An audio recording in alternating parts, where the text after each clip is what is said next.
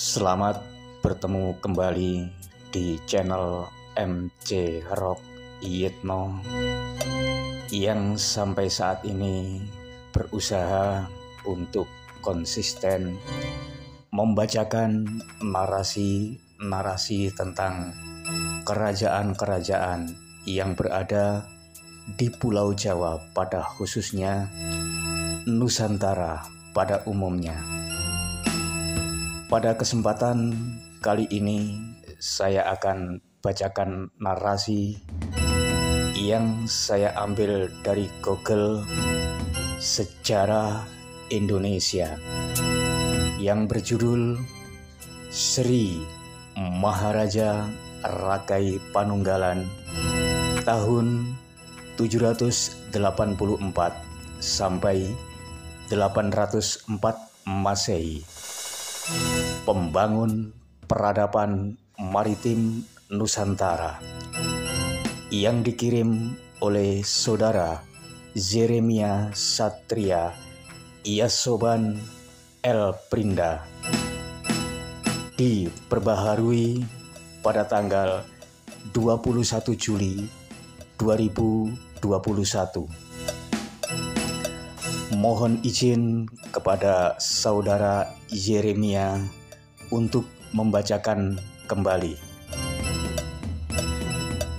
Nusantara atau Indonesia ini memiliki jutaan kekayaan yang beragam, di mana di dalamnya kita akan mendapati banyak kekayaan seperti sejarah, budaya, kesenian, tradisi, makanan khas setiap daerah, pakaian adat, serta hal-hal lainnya yang ada di dalamnya pada Indonesia masa modern hari-hari ini.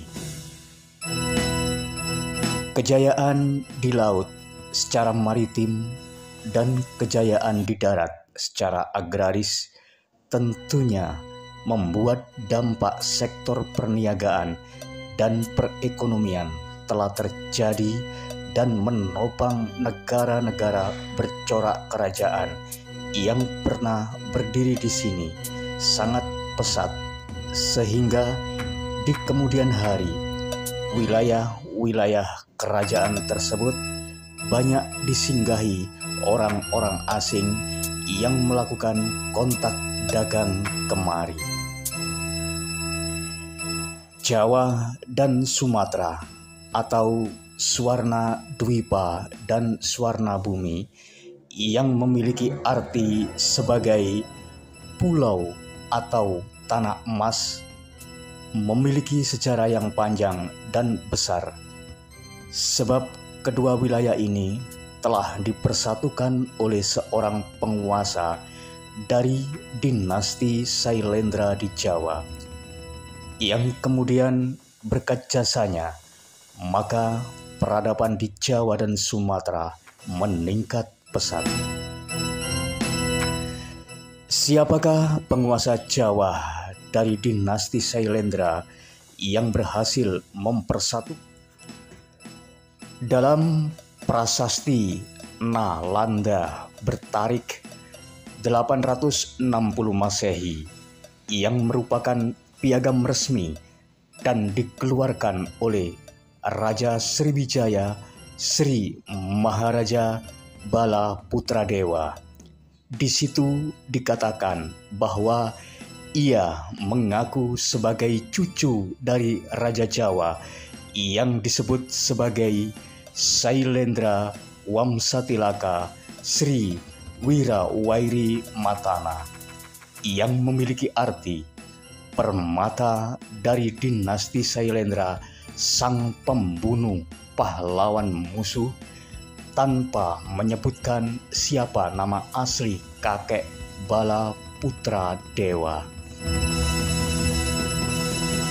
Prasasti Nalanda merupakan piagam resmi yang dikeluarkan oleh Raja Swarna Bumi Sri Maharaja Bala Putra Dewa yang mengadakan hubungan diplomasi dengan Raja Dewa Paladewa dari kerajaan Pala di India Selatan yang berisikan permohonan dari Raja Balaputradewa dari Swarnadwipa atau Pulau Sumatera kepada Raja Dewa Paladewa untuk membebaskan 5 desa di Nalanda dari pajak untuk keperluan pembangunan asrama dan sebuah biara Buddha di Nalanda.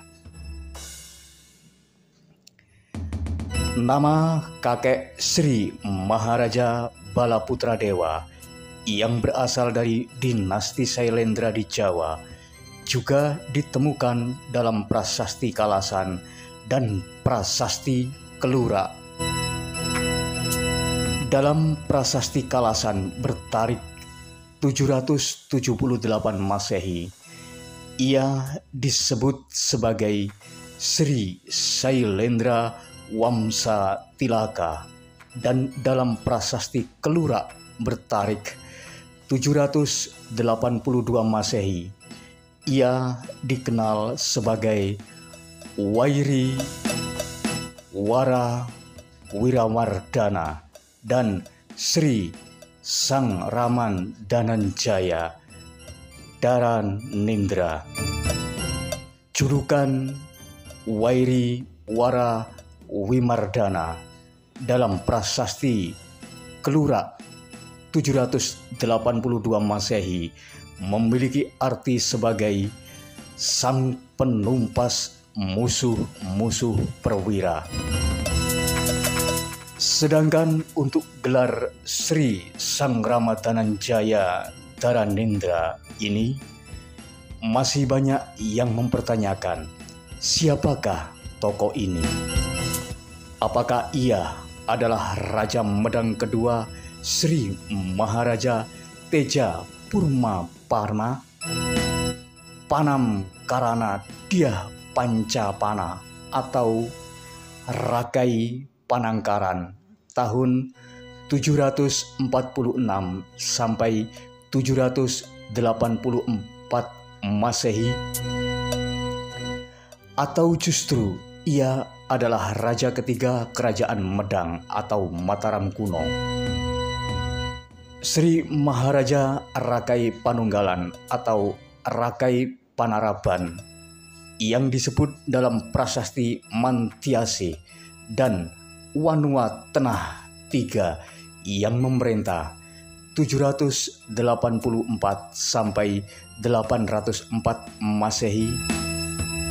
Mari kita bahas di sini. Daftar para Raja Medang atau Mataram kuno menurut pemberitaan prasasti Mantiasi 907 Masehi dan prasasti Wanua Tengah 3 908 Masehi. Terdapat 3 teori terkait siapa yang bergelar Sri Sang Raman Dananjaya Dharanindra dan Wairiwara Wiramandana ini. Yang pertama dipelopori oleh Van Nersen, di mana teorinya menyatakan bahwa Dharanindra dan Rakai Panunggalan adalah 2 orang berbeda, di mana Dharanindra adalah atasan dari Rakai Panangkaran, penguasa Medang, sebelum Rakai Panunggalan.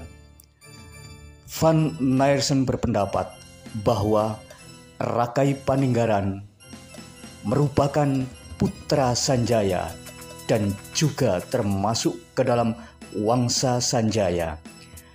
Namun Rakai Panangkaran ini kemudian berhasil dikalahkan oleh Wangsa Sailendra atau Dharanindra yang beragama Buddha. Teori kedua berasal dari Marwati Junet Pusponegoro dan Nugroho Notosusanto, di mana kedua pakar ini menolak adanya Wangsa Sanjaya. Mereka berpendapat bahwa di Mataram kuno atau Medang hanya terdapat satu wangsa atau dinasti, yaitu Sailendra atau Shailendra Wangsa.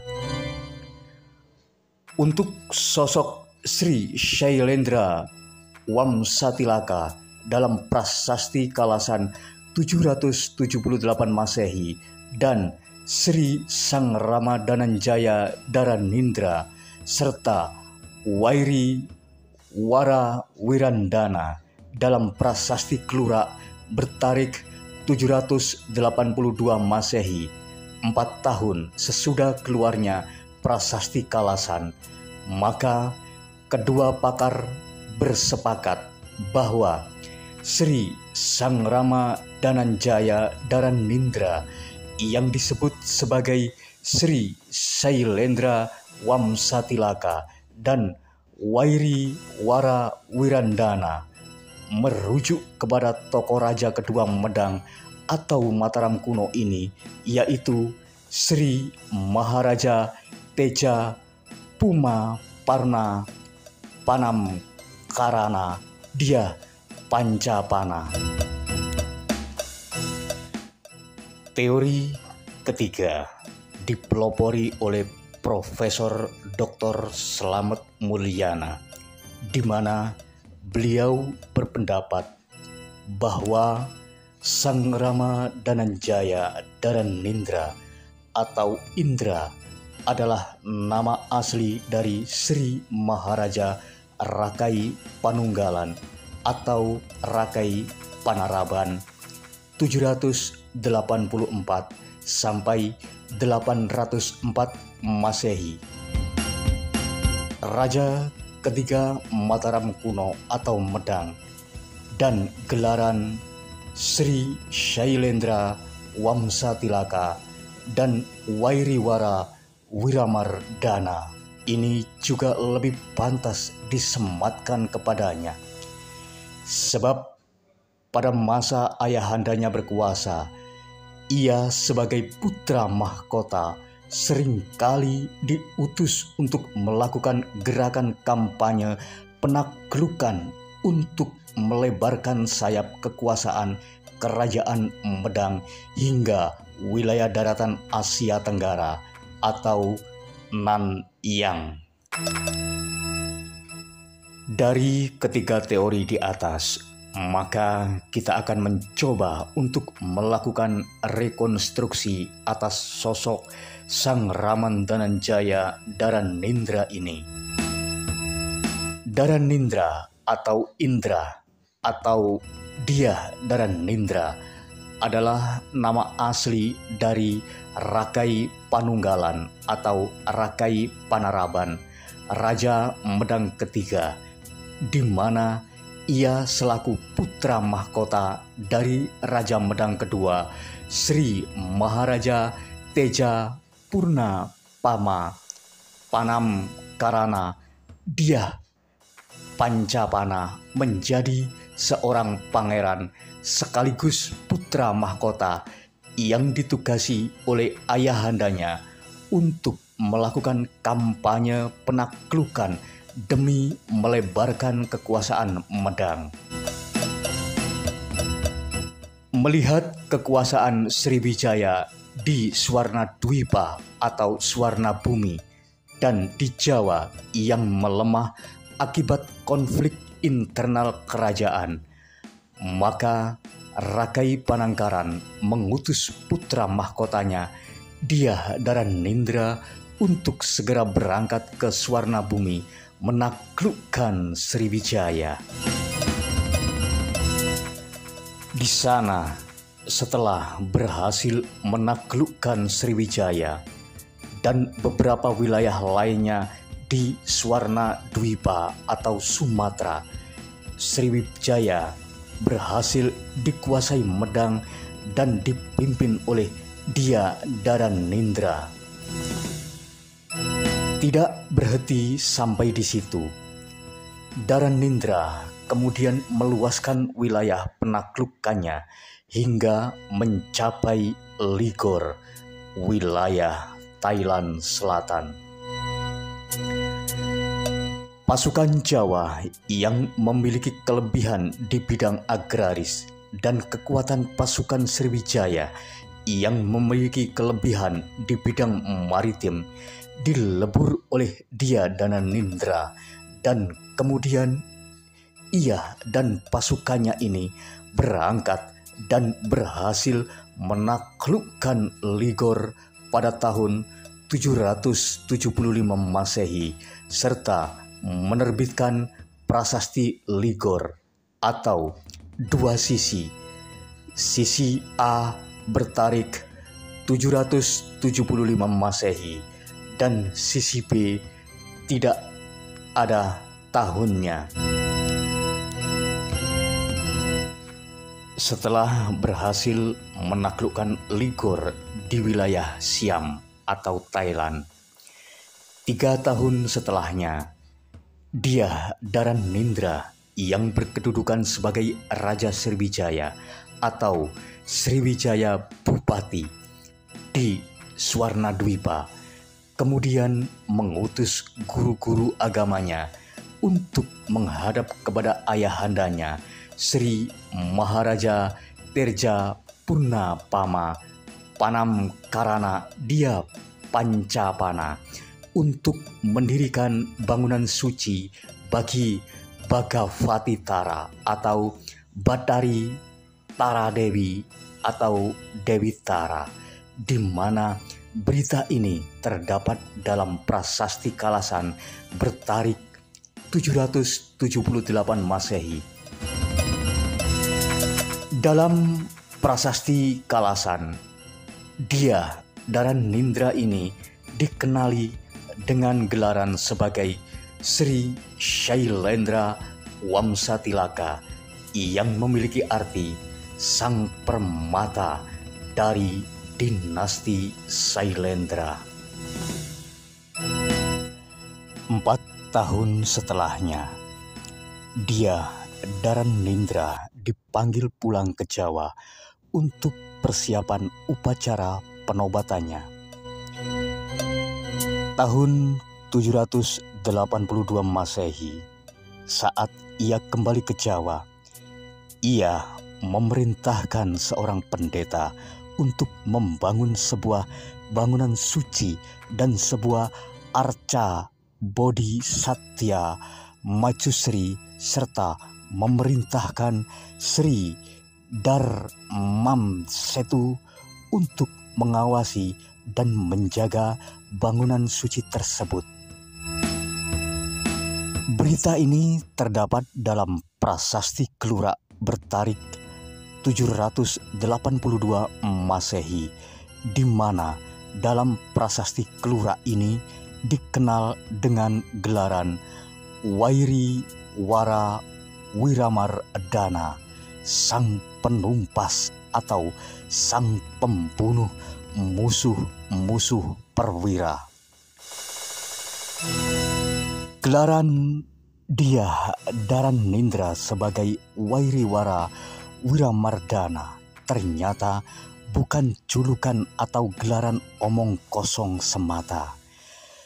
Setelah ia naik tahta pada tahun 784 Masehi menggantikan kekuasaan ayahandanya di atas tahta Medang dengan gelaran Sri Maharaja Rakai Panunggalan. Sumber dari negeri Campa menyebutkan bahwa negara mereka dihantam badai serangan para perompak laut yang ganas, kejam, dan berkulit gelap yang dilakini oleh para sejarawan modern sebagai orang-orang Jawa. Kuil Po Nagar di Kautara Nahtrang hancur ketika pria-pria ganas, kejam, berkulit gelap yang lahir di negeri lain yang makanannya lebih mengerikan daripada mayat datang dengan kapal mengambil atau mukalingga, dan mereka berhasil membakar kuil pada tahun 774 Masehi menurut prasasti Nahtrang dalam campuran bahasa Sangsekerta dan Campa. Penaklukan Jawa terhadap Campa tidak berhenti sampai di situ. Tahun 787 Masehi berdasarkan pemberitaan dari prasasti Yantiku. Prasasti ini memberitakan bahwa armada Jawa yang menunggangi kapal-kapal mereka kembali menyerang Campa. Di Panarang, kuil Sri Badah di Plasvara pun dibakar oleh pasukan Laut Jawa pada tahun 787 Masehi ketika Raja Campa Sri Indrawarman berkuasa. Sumber Campa memberitakan bahwa tentara Jawa yang datang dengan kapal melakukan penyerangan pada tahun 787 Masehi. Kuil yang runtuh di Padurangga pada tahun 787 Masehi diruntuhkan oleh para penyerang dari Jawa itu. Tak hanya berhenti sampai di situ. Setelah menyerang Campa dengan armada lautnya yang begitu ganas, maka dia dan Nindra kembali meluaskan wilayah penaklukannya lagi. Kini ia menarget Kambojapura atau Khmer untuk misi penaklukannya. Nasib Khmer pun sama seperti Campa, di mana mereka pun juga merasakan keganasan dari pasukan Laut Medang pimpinan Dyah Daranindra yang diisi peleburan dari pasukan Medang atau Jawa dan pasukan Swarna Bumri atau Sumatera atau Sriwijaya sampai pada tahun 802 Masehi. Pasukan Medang pun berhasil menawan seorang pangeran bangsa Khmer yang kemudian menjadi tawanan perang. Mereka di istana dinasti Sailendra di Jawa.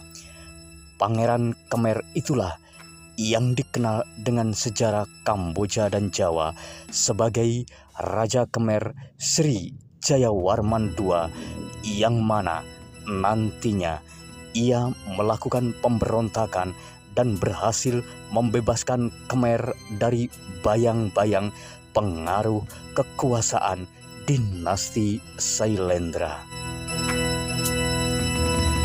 Melihat nama Sri Sangramadanan-Jaya Daranindra yang disebutkan dalam prasasti Kelura, jika kita melihat unsur-unsur namanya itu, kita akan mendapati bahwa nama yang dipakai oleh Dyah Daranindra ini memiliki unsur peperangan dan penaklukan. Nama Dananjaya adalah salah satu nama dari pahlawan Pandawa dalam itihasa epos Mahabharata, yaitu Arjuna. Arjuna bersama kusir kereta kudanya, yaitu sepupunya sendiri Sri Krishna, adalah pasangan yang serasi dalam perang besar Bharatayuda, karena kunci dari kemenangan pasukan Pandawa ada pada sosok Arjuna dan Krishna sendiri. Sedangkan Indra atau Daranindra adalah nama dewa hujan, cuaca, dan sekaligus dikenal sebagai dewa perang yang berkuasa di kahyangan Amaravati. Ayahanda Arjuna menurut epos Mahabharata itu. Dyah Daranindra sendiri pun selain memperkuat kekuatan armada perangnya, Ia pun juga mengembangkan jalur perniagaan antar pulau dan wilayah sehingga kekuasaan Shailendra di Jawa dan Sumatera dapat leluasa menjalankan kegiatan perdagangan dengan wilayah-wilayah lainnya. Oleh karena itu, dalam sejarahnya ada sejumlah bandar-bandar penting dibangun pada masa Sriwijaya hingga sepenanjung Malaya, dan semuanya itu menopang arus perdagangan Sriwijaya dengan wilayah-wilayah luar Sri Maharaja Bala Putra Dewa, Raja Swarnabumi yang mengaku sebagai cucu Raja Jawa dari dinasti Shailendra dengan gelaran Shailendra Wamsatilaka Sri Wira Wairi Matana dalam prasasti Nalanda bertarik 860 Masehi, tak lain dan tak bukan adalah cucu dari Sri Sang Raman Dananjaya Dyah Dharanindra atau Raja Indra.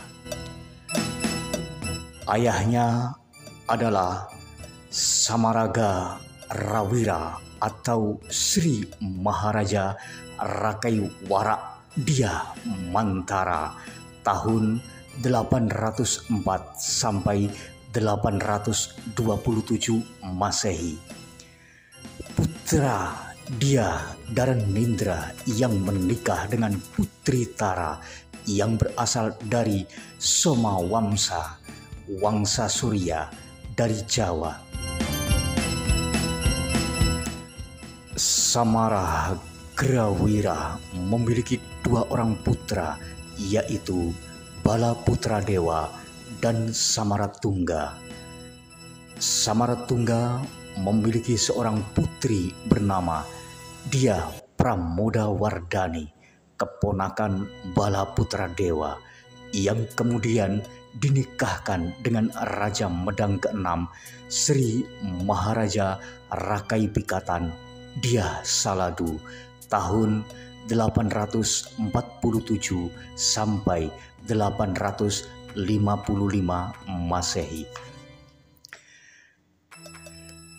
Teori lama para sejarawan yang menyatakan bahwa saat Bala Putra Dewa kala perang melawan Rakai Pikatan dan Pramodawardhani sehingga ia melarikan diri dari Jawa dan kemudian menjadi penguasa di Swarnabumi, dapat kita luruskan di sini bahwa Sri Maharaja Bala Putra Dewa bukan kala perang sampai melarikan diri ke Swarnabumi, melainkan ia mewarisi kekuasaan dari mendiang kakeknya di Sumatera, Dyah Dharanindra atau Sri Sang Raman Dananjaya Dyah Dharanindra.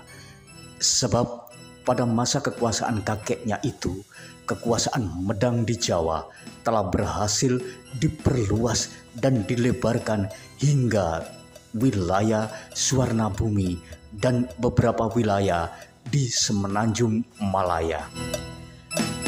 Dan berkat jasa-jasa besar kakeknya itu di masa lalu, raja kerajaan Pala di India Selatan seperti Dewa Pala, dewa dalam prasasti Nalanda, akhirnya dapat menjalin hubungan diplomasi dengan Sri Maharaja Bala Putra Dewa untuk membangun sebuah asrama dan sebuah vihara Buddha di Nalanda. Demikian pembacaan narasi pada kali ini. Mohon maaf banyak belepotan karena terdiri dari bahasa-bahasa dan julukan-julukan dari Sang Sekerta. Semoga tidak mempengaruhi makna serta arti dari artikel ini sendiri. dan menambah pundi-pundi pengetahuan kita di bidang kerajaan-kerajaan yang berada di Nusantara. Nuwun.